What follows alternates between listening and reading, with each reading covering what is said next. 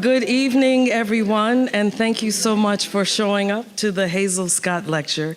I am Karen Chilton, the author of the definitive biography of Hazel Scott, entitled Hazel Scott, The Pioneering Journey of a Jazz Pianist from Cafe Society to Hollywood to HUAC. I have a few thank yous to give out as people are still coming in.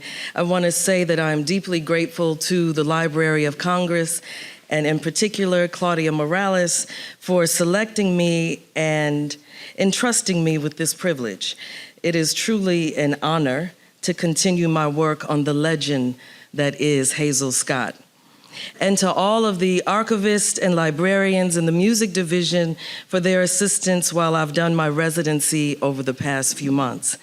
And I also want to give my heartfelt thanks to Adam Powell III and the entire Powell family, whose generosity and steadfast support over these years has made this work possible. And to my DC family, who always shows up front and center when I swing into town. And now, Playing with Fire, the counterpoint of Hazel Scott's virtuosity, erasure, and emergence. When I began researching Hazel Scott's story back in the early aughts, more than 20 years ago now, I knew there was a fascinating story to unearth of not only a tremendous musical legacy, but a colorful personal history. I contacted her son, Adam Powell, and I said, if he says yes, I will do everything in my power to tell her story.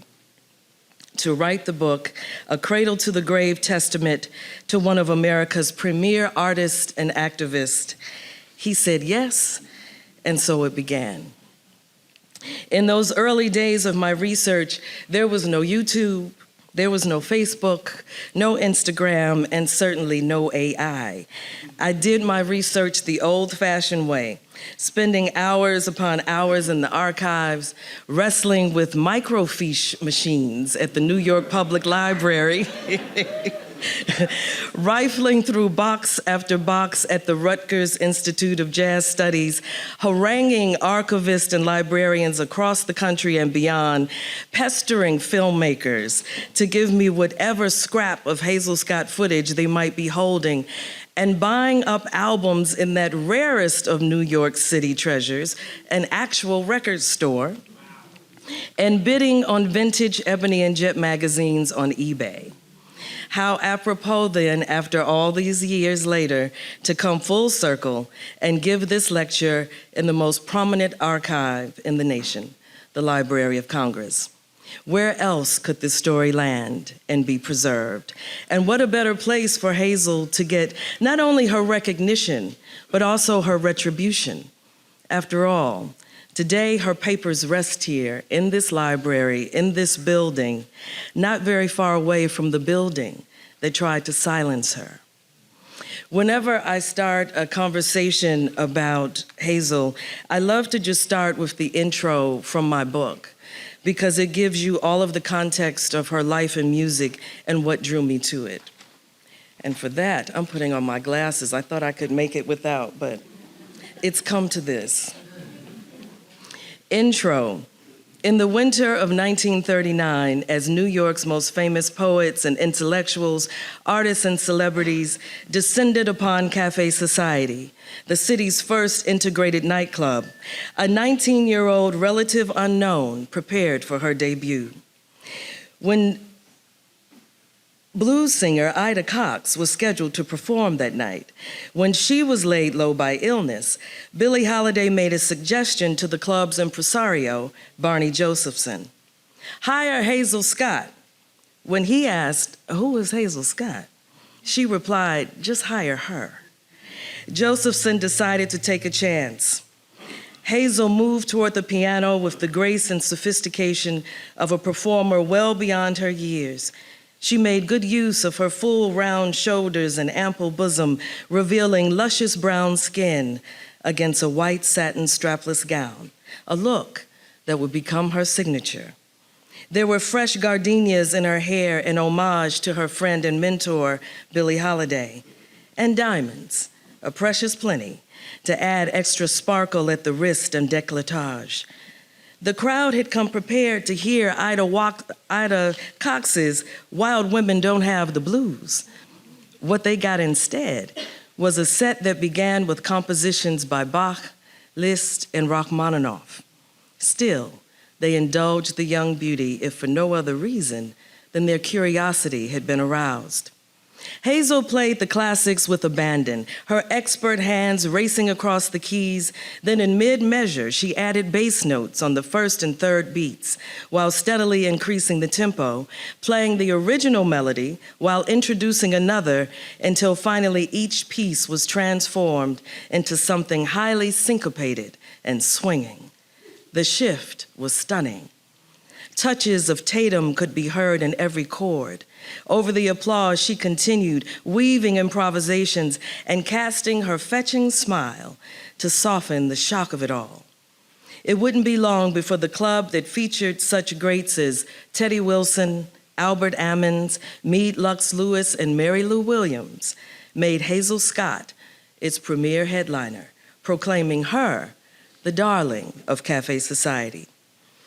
It was her voice that I discovered first, not from a song she recorded or a performance in a Hollywood film, but from her candid opinions on various subjects, from jazz to democracy, motherhood to civil rights, all in the faded print of vintage ebony magazines. Intrigued by the outspoken pianist who confessed, "I've been brash all my life, and it's gotten me into a lot of trouble. But at the same time, speaking out has sustained me and given meaning to my life." It compelled me to explore further. What I found was a woman of remarkable gifts, a Juilliard-trained classical pianist who had taken New York by storm back when swing was king, becoming a breakout success in the male-dominated world of jazz. A prodigy as a child, she soon rose to international stardom. She was one of the first Black women to host her own television show, and one of the first to refuse to perform before segregated audiences. She negotiated lucrative contracts with Hollywood studios, becoming one of the highest paid performers of her era. Above all else, she was a Black woman during a time of pervasive racism who refused to accept the status quo. She had grown up thinking of some of the biggest names in jazz as family: Art Tatum, Fats Waller, Billie Holiday, and Lester Young. But her own name has been almost entirely lost in time. Hazel's marriage in 1945 to Harlem minister and civil rights crusading Congressman Adam Clayton Powell Jr. made them one of America's most high-profile Black couples. Their extravagant lifestyle kept them constantly in the national press, as did her defiant stand before the House Un-American Activities Committee, HUAC, during the McCarthy era. So I wondered, how could such a person, over the years, lose her place in history? I learned that Hazel was a complex personality, full of contradictions. The same woman who appeared on stage in sexy, form-fitting gowns would go home, put on a cardigan and knee socks, and pick up her knitting needles, or spend hours reading in one of the 7 languages she spoke. She took her formal classical training, fused it with her love for jazz and blues, and spent the peak years of her career swinging the classics, an act some believe undermined her real talent. And while she never set out to wear the activist tag, she called it, for a proud West Indian American infuriated with all forms of injustice, taking a stand was more a natural compulsion than an intention. My curiosity about the life and career of Hazel Scott naturally led me to her son, Adam Clayton Powell III, and together we talked about his mother's life, rifling through old photos and sheet music, record albums and videotaped footage, through notes written on the backs of envelopes and inside her personal phone books. In an act of incredible generosity, he entrusted me with Hazel's journal writings, transcribed from dozens of yellow legal pads, which she had planned to call scot-free. Here then is the long overdue unearthing of Hazel Scott's legacy, the narrative of a life lived fully, bravely, and always on her own terms. Hazel entered the prestigious Juilliard School at 8 years old, hosted her own radio show on WOR in New York at 14, debuted on Broadway by 18, and by 19, she was a star, headlining at Cafe Society. Yet, there would be no Hazel Scott without an Alma Long Scott. Her mother, a consummate pianist in her own right, was Hazel's first teacher. And the story Hazel loved to tell was of her days as a toddler back in Port of Spain, Trinidad and Tobago, when she would turn over her potty chair and stand on it and tap out the tunes that she heard her grandmother humming. By 1924, when mother and daughter had come to New York, Alma decided that she had taught her daughter everything that she could, and Hazel was advanced enough to audition at the prestigious Juilliard School. The problem was, the institution didn't admit 8-year-olds. You had to be at least 16 at the time, and the student body at that time was predominantly male. The professor who heard her that day, Oscar Wagner, listened to this child play Rachmaninoff and made an exception that became a legend. He took her on as his private pupil on the spot. Wagner told Frank Damrosch, the school's director, "I am in the presence of a genius." And what does a classical education at that level drill into a child's hands? Counterpoint. Bach, the two-part inventions, the fugues, the discipline of holding two independent melodic lines at once, one in each hand, each with its own logic, its own direction, and placing them in conversation with each other. While Wagner was training her right hand on Bach, Harlem was schooling her left. In the family brownstone on West 118th Street, Alma, who had taught herself the saxophone by then and led her own all-girl band, kept a house where the biggest names in jazz were simply family friends. Fats Waller, Lester Young, Billie Holiday, and the man Hazel called Papa Daddy, Art Tatum, one of the most brilliant pianists jazz has ever produced. Tatum heard in this teenager the thing he could work with, the hand speed, the independence, the ear. He gave her a true apprenticeship. He taught her his own arrangement of T for two with its flatted fifths and ninths, its cascading arpeggios, the percussive left hand. He sent her to the blues, insisted on it, telling her that until she understood its structure and its soul, her playing would have color, but no texture.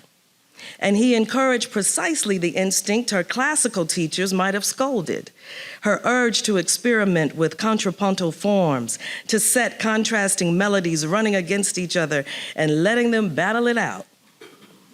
In March of 1938, Art Tatum gave her the ultimate credential. He handed her his own seat at the famous door on 52nd Street. So by the time Billie Holiday arranged Hazel's audition for Barney Josephson at Cafe Society, imagine the artists who showed up. Hazel Scott arrived seasoned, duly trained, amply prepared, ready.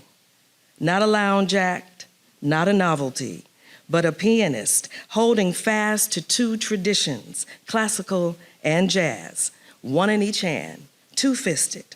Hazel Scott came equipped. Swinging the classics became her claim to fame.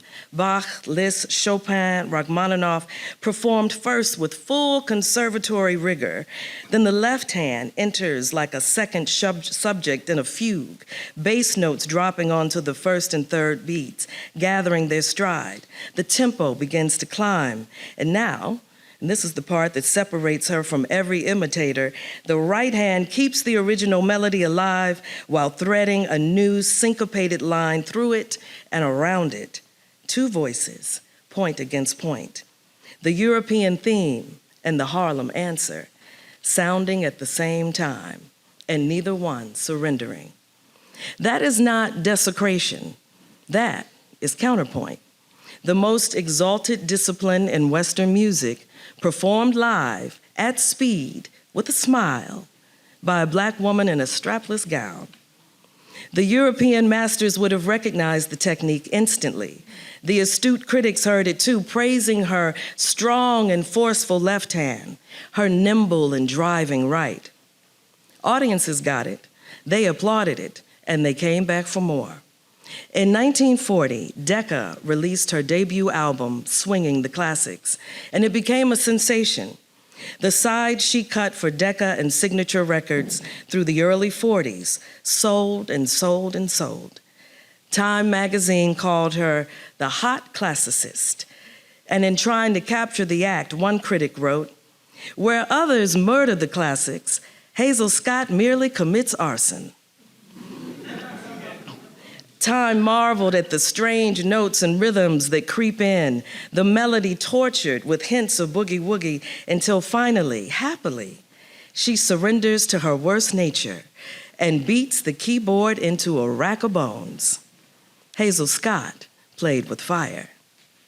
She became known as the darling of Cafe Society, headlining the Downtown Club, and then Cafe Society Uptown, the second venue Josephson built practically around her.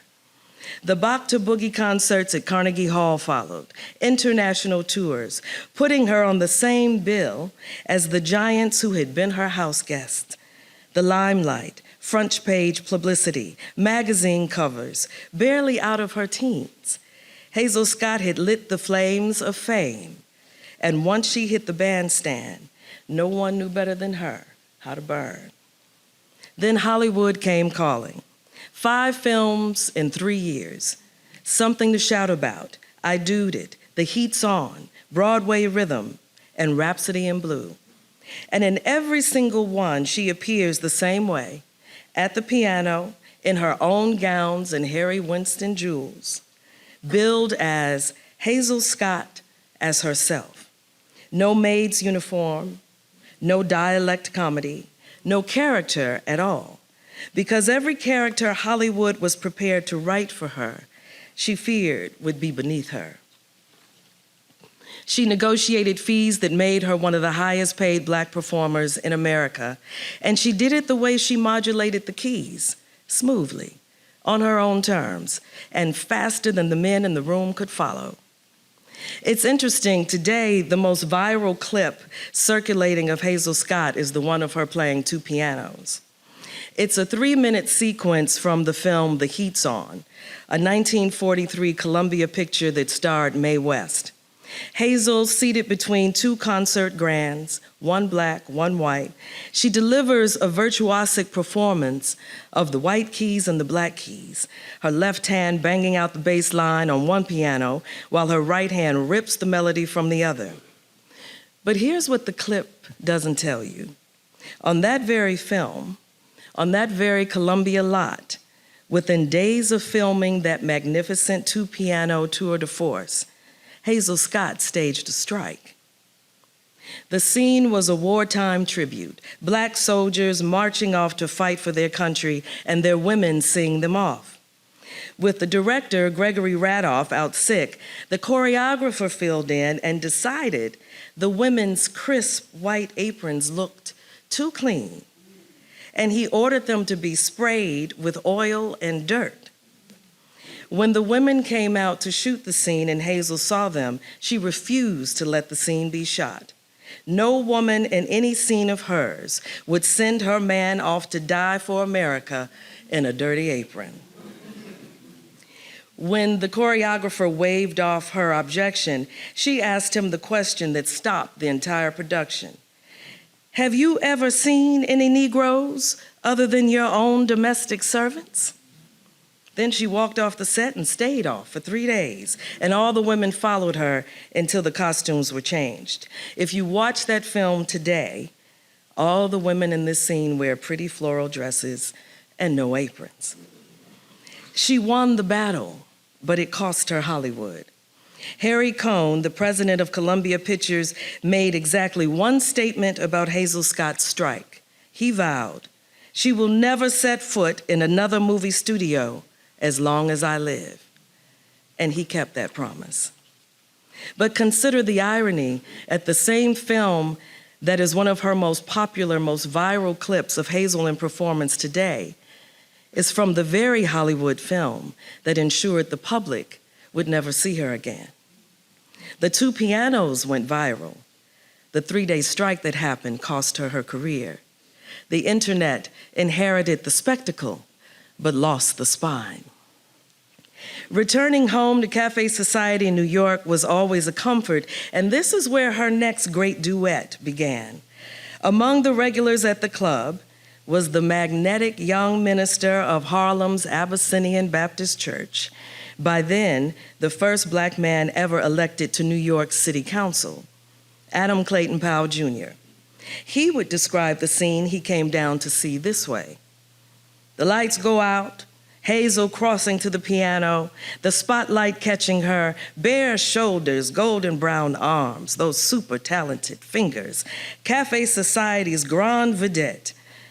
And Hazel had been watching him too. She had shared podiums with him at war rallies, heard him exhort the crowd, and confessed that the first time she did, she tingled from head to toe and knew she was in the presence of greatness. The scandal of their affair swept from uptown in Harlem all the way down to Greenwich Village because Adam was married at the time to Isabel Powell. So the couple became fodder for the scandal sheets. Ultimately, Alma stepped in, not liking her daughter's choices and what this was doing to her reputation. She told her daughter, "We do not run in this family. You either tell this man what you want or what you don't want, or you are no daughter of mine." They cleaned up their act. Adam divorced Isabel, and then one wintry night, Adam made his intentions plain. He said, "I'm gonna marry that girl, but first, I'm going to Congress. No one is ever going to call me Mr. Hazel Scott." He kept both promises, and in that order. In 1944, Harlem sent him to Washington, the first Black congressman ever elected from the East Coast. And on August 1st, 1945, Adam married Hazel. Their reception at Cafe Society was the talk of the town. They were now the most celebrated Black couple in America, the crusading congressman and the concert star, vowing publicly to fight the good fight together. The following July, even more happiness, a son, Adam Clayton Powell III. The family called him Skipper, and a child she absolutely adored. Now, every imaginable dream she had ever wanted was crystallizing at once. She was the artist, the wife, the mother. She had the home, the family. Except not long after, she lost the person whom she called the single most influential person in my life. Alma Long Scott passed away after a short illness, and Hazel had to navigate being the artist, the wife, the mother, without her anchor. And yet, the show must go on. She performed her Bach to Boogie repertoire internationally because by this time, Adam had asked her to leave nightclubs. He said the church wouldn't like it. So she surrendered her place at Cafe Society uptown, though she thought it was the height of hypocrisy given that the club was where they met. But before the arduous work of being on the road nonstop could get her down, Hazel was offered the opportunity of a lifetime, television. The new American obsession would bring Hazel Scott into living rooms across the nation. It was 1950, and she was at the top of her game. The Hazel Scott Show went out over the Dumont Network, 15 minutes, 3 nights a week. A Black woman alone at a grand piano beamed into American living rooms. Variety commented, "Hazel Scott has a neat little show in this modest package, and its most engaging element being Scott herself." No Black entertainer had ever hosted their own network television show at the time, a show named after them, with no variety show framing, no comic foil, just Hazel Scott as herself. And her backup band was one Charles Mingus and Max Roach on drums. Not too shabby. Within the archives here at the library, you see all of the documentation of the back and forth between the network, the lawyers, the agents, the wrangling, the shaping, the forming, the considering of what the show should be and what chances were being taken, what were the challenges, all those things that take place that the public knows nothing about, but the artists must agonize over before we get the final fabulous product, the Hazel Scott Show in all its glory. But in that very same summer of 1950, 3 days before the war broke out in Korea, in fact, a slim paperback appeared on newsstands and in the offices of ad agencies all over Manhattan. It cost only $1, but for the artists and intellectuals, patriots and activists, it cost far more. Red Channels, the report of communist influence in radio and television. Inside were the names of 151 entertainers and broadcasters, among them Lena Horne, Langston Hughes, Harry Belafonte, Orson Welles, Pete Seeger, and Hazel Scott. The American Business Consultants, a private outfit founded by former FBI agents, had been trafficking in suspicion through their newsletter called Counterattack. But in 1950, they distilled all of it into a single devastating document, Red Channels. What these men had discovered was that there was money to be made in suspicion. They compiled names from old letterheads, benefit programs, rally announcements, petitions, and they sold the list to the people who actually ran broadcasting, the sponsors, the ad agencies, the network executives. There was no trial. There were no pressed charges. There didn't need to be. The listing was the verdict, and the sentence was carried out, not in a courtroom, but in a scheduled hearing before the House Un-American Activities Committee, HUAC. And what were Hazel's offenses? She had played benefits. She had lent her name to causes, anti-fascist causes, civil rights causes. The late great actor Ossie Davis summed it up, and I paraphrase, "We didn't know if we were being targeted because we were black or red." Hazel had headlined for years at Cafe Society, the first integrated nightclub in New York, a room whose very premise was considered subversive.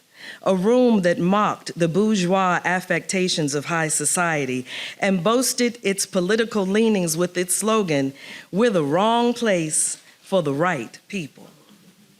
Black and white patrons seated together as equals was enough by 1950 to draw attention of the federal government in a time when Jim Crow was still the law of the land down south, and subtler but equally as psychically violent forms of segregation persisted in the North.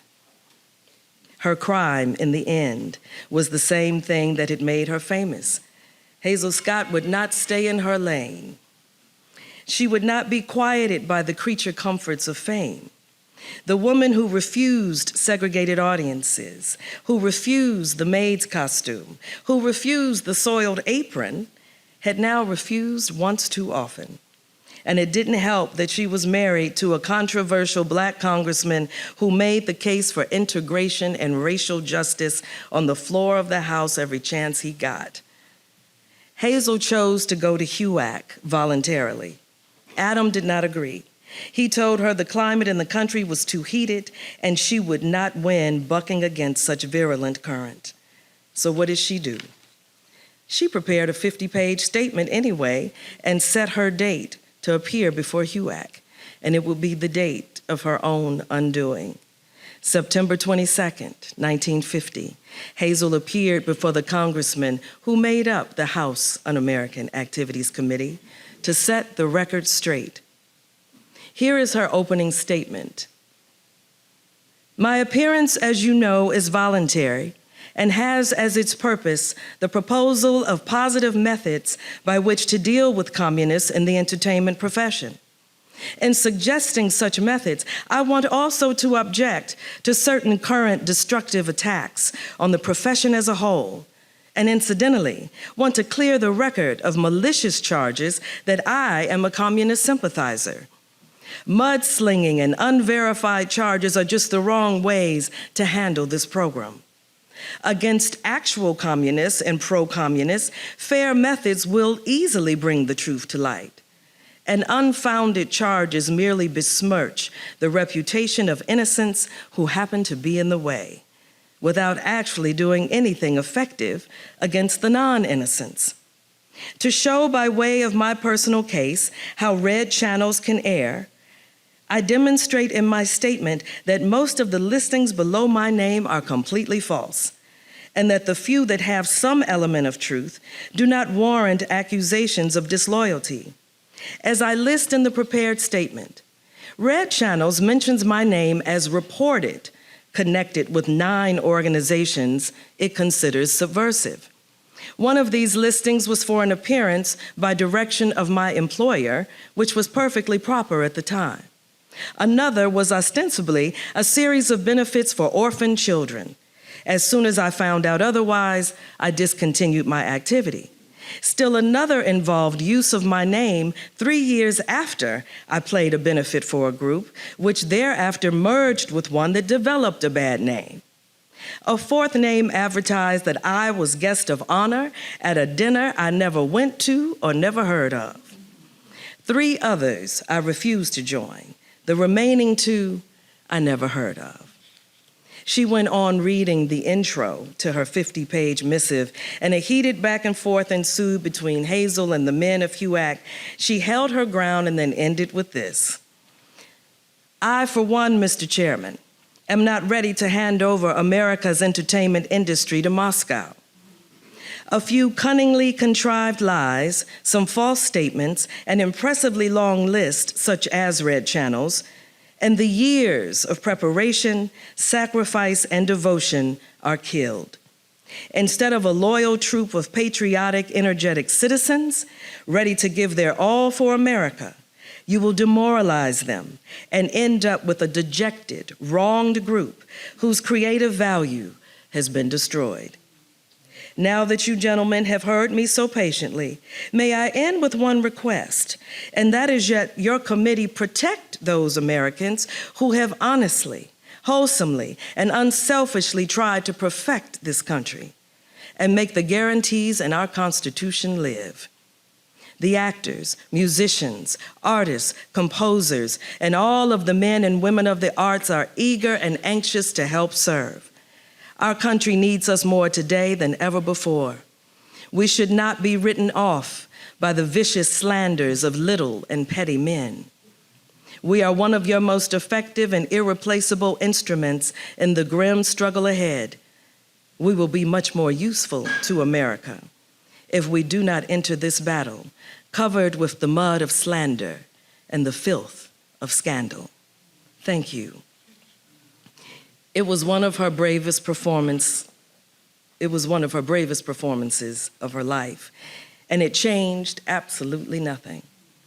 1 week after her testimony, the Dumont Network canceled the Hazel Scott Show. 1 week. And then came the quiet part, the part that doesn't photograph well. The bookings faded. The phone didn't ring. The fees dropped. Television, the medium she had just made history in, shut the door. There was no announcement that Hazel Scott was finished. There never is.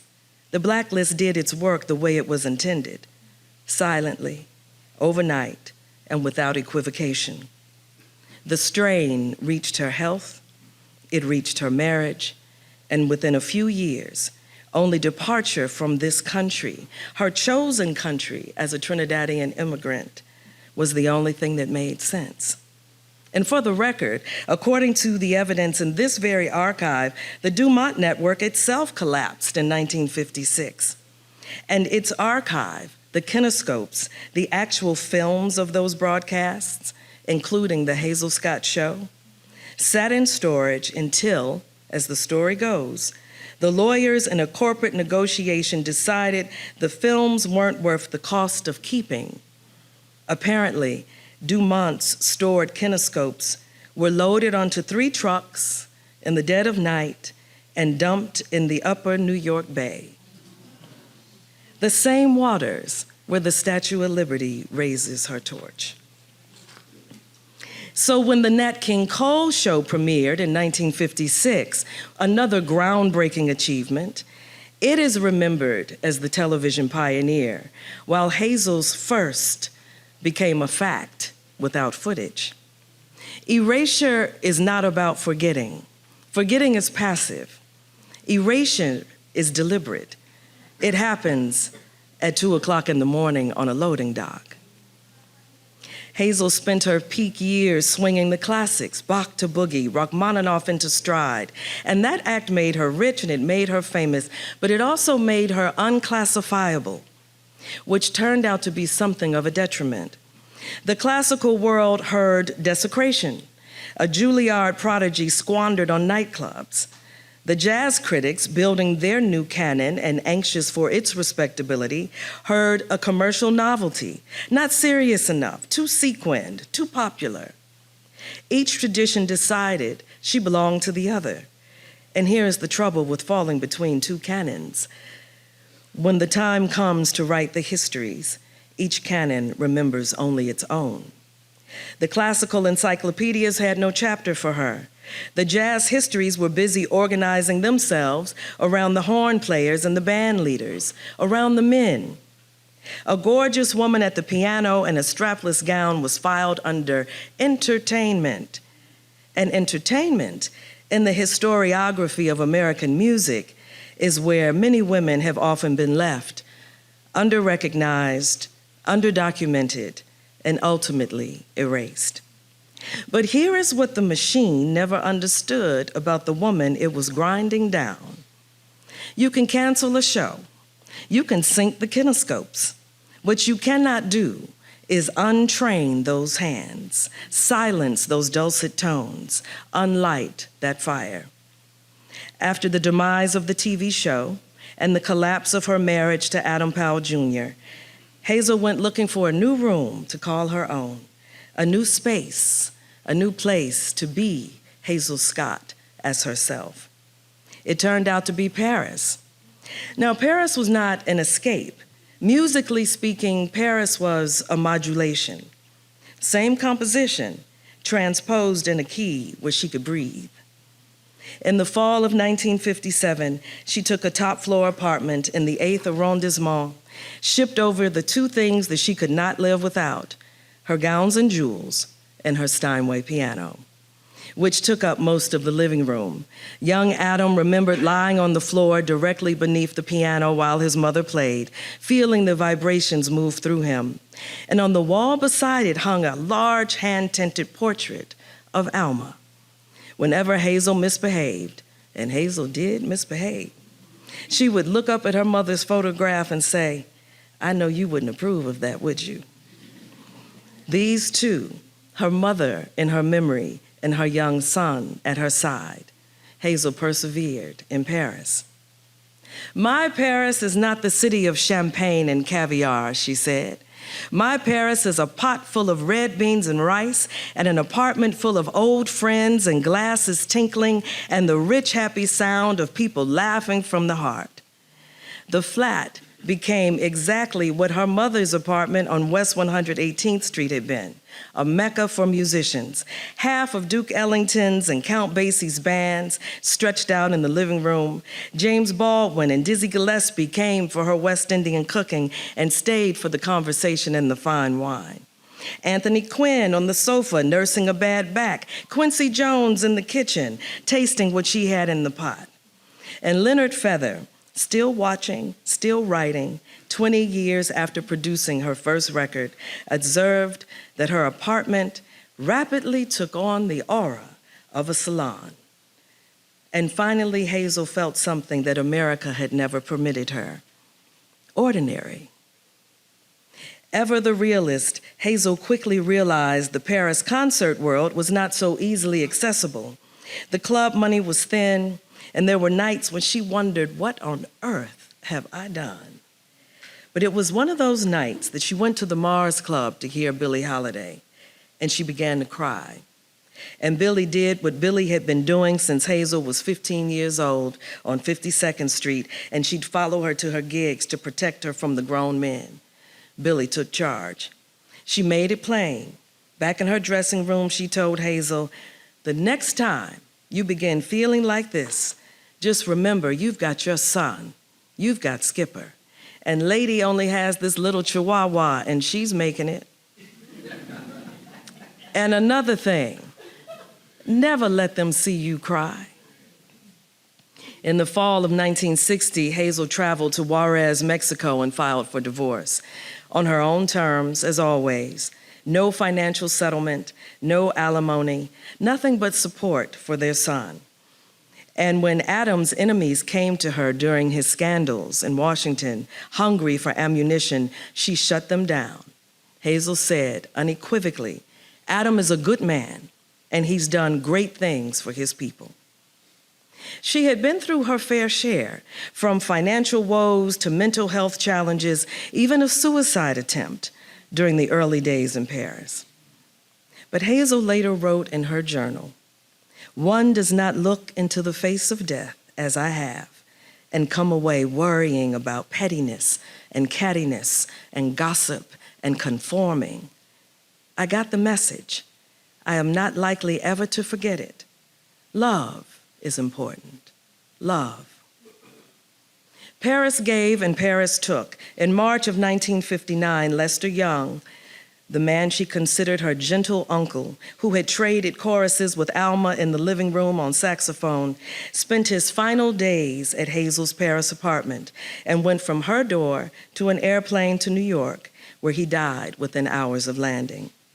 And on July 17, 1959, on Skipper's 13th birthday, Billie Holiday died at 44 years old. Hazel remembered her this way: sitting there in the Mars Club in Paris, listening to this woman who represents, not represented, so many years of my life, remembering how she used to protect me and curse me and run me home when I was 15. I was overcome by all the tragedy, all the greatness, and all the beauty of her life.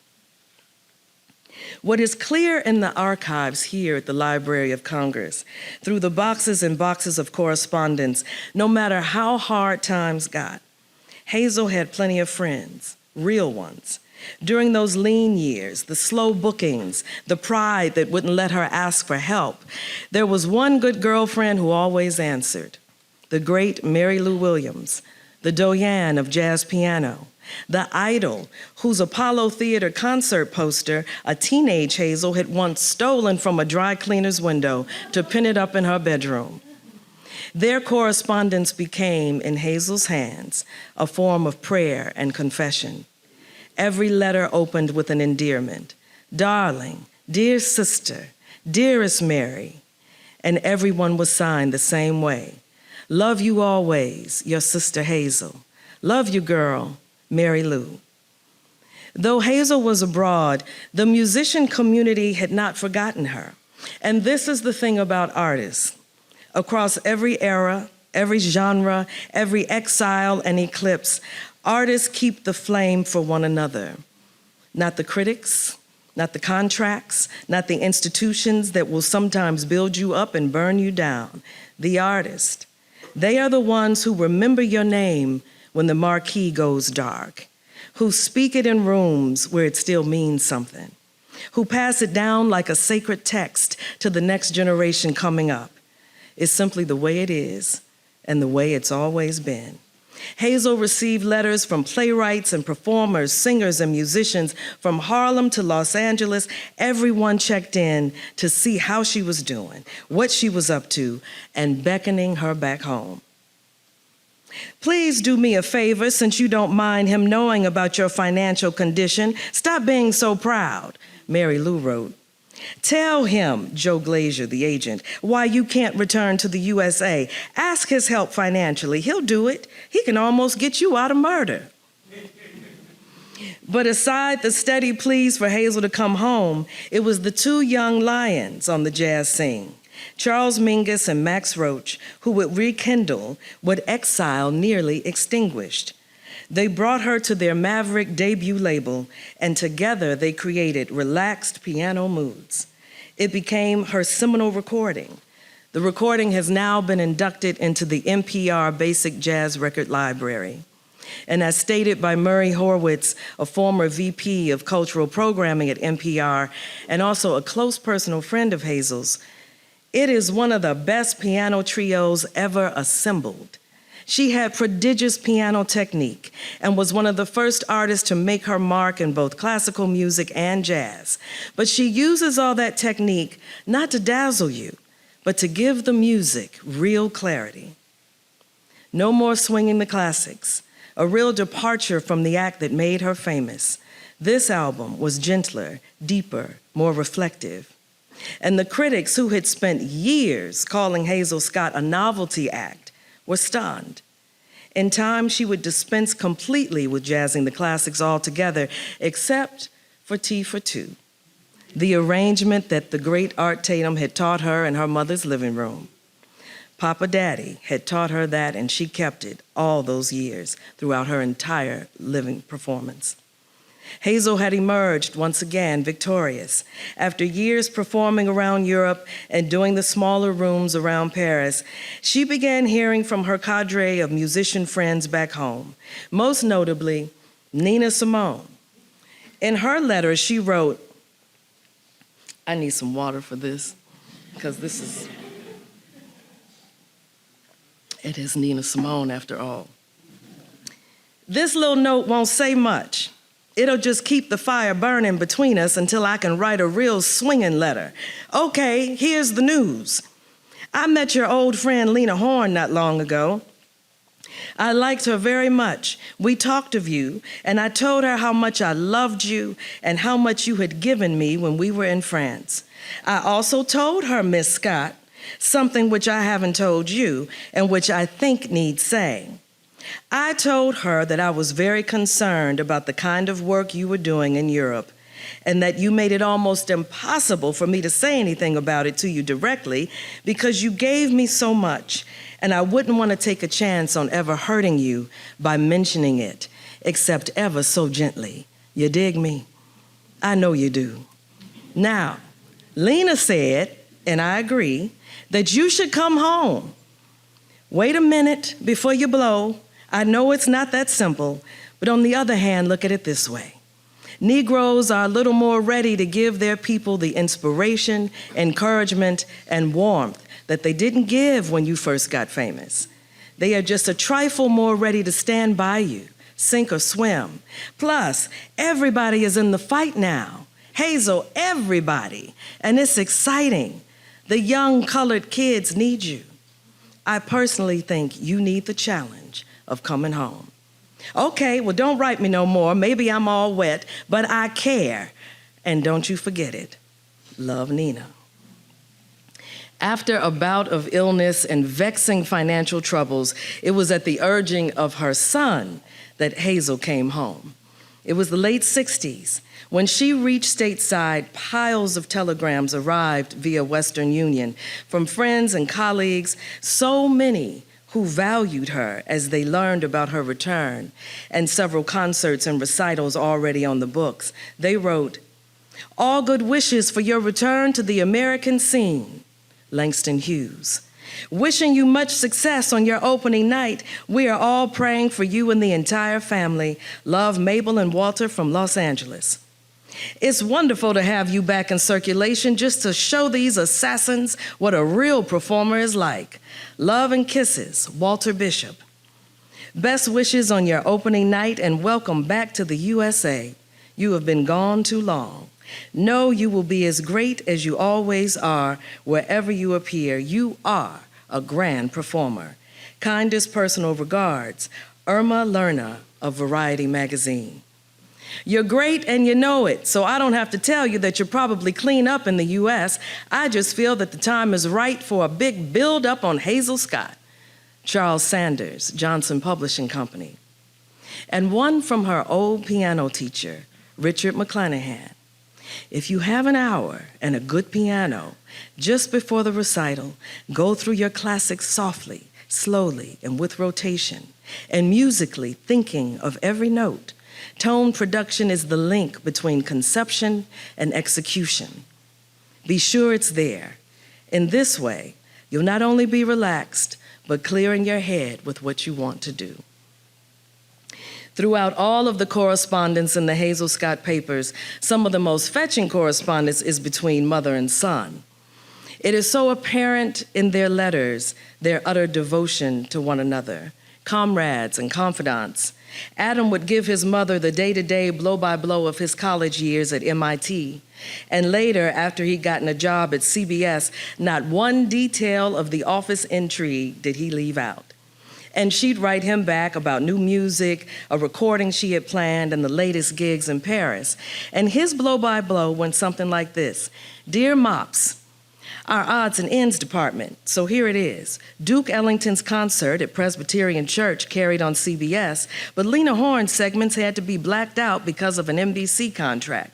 Sammy Davis, in addition to his weekly NBC show and performances in Golden Boy, had a special on ABC this week. Frank Sinatra sang harmony in a duet. Harry Reisner and Charles Collingwood to Vietnam for expanded coverage. And on it went. He gave her, it was like a newsreel of everything that was happening in the States. But Hazel came back to a changed America and a changed music industry. She played smaller rooms, self-produced a handful of albums, and took great pleasure in babysitting her grandsons, Adam IV and Sherman, who she'd place on her knees at the piano on her gigs at the Waldorf Astoria. When Adam Powell Jr. died in 1972, she led a march through Harlem to his church doors on the day of his funeral. Life had certainly changed and worked to regain some of what she'd left behind all those years ago. In 1981, she gave a rousing tribute at the town hall when Mary Lou Williams died, playing St. Martin de Porres from her sister's great sacred work. Of all the friends she outlived, she said this: nobody dies if you continue to love them.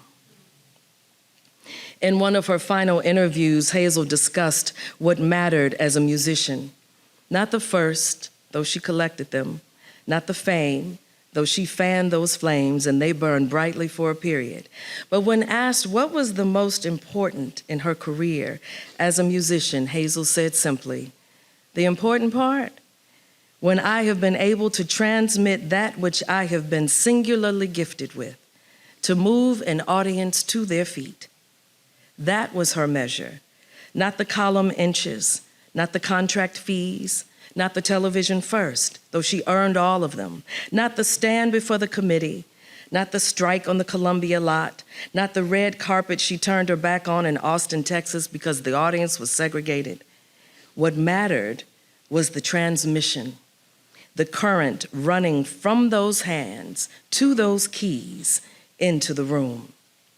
She had been told more than once, and by more than one institution, that a Black woman in a strapless gown had no business playing with fire, no business taking the most exalted music Western civilization had produced and setting it alight with Harlem and blues and her own ferocious invention. They were wrong about the fire. You don't get burned by the thing you were born to tend. Hazel Scott played with fire her entire life, on and off the stage. It lit the stage at Cafe Society. It lit up the silver screen. It lit the living rooms of America through a television set no one thought a Black woman would ever own. The trucks took the kinescopes. The committee took the show. The Blacklist took a decade, but none of them could take the fire. It's here tonight as we remember her in this building, in her papers, in this room, as Hazel Scott's legacy still burns bright. Thank you so much.